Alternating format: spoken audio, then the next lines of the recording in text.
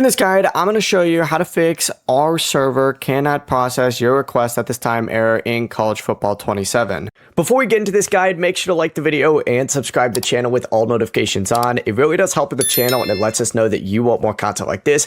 We'd greatly appreciate it. And if at any point throughout this guide you did have any questions, just ask them down in the comment section below and we could help you out further. I'm going to be doing my best to reply to every single comment down there. You're going to want to start with this ultimate team lineup right here. So go ahead and open up ultimate team and you need to go to your lineup page once it loads. You're going to want to create a completely new lineup using a blank roster slot. Do not copy or edit your old lineup. Use generate best lineup so the game automatically fills the roster. From there, go ahead and enter in practice mode.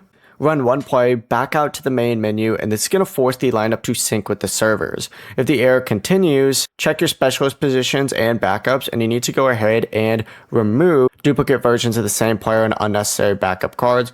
Keep trying the total roster below 53 players, and then close the game, reopen it, and at the title screen, repeatedly press R2 on PlayStation or the right trigger on Xbox to force a new server authentication.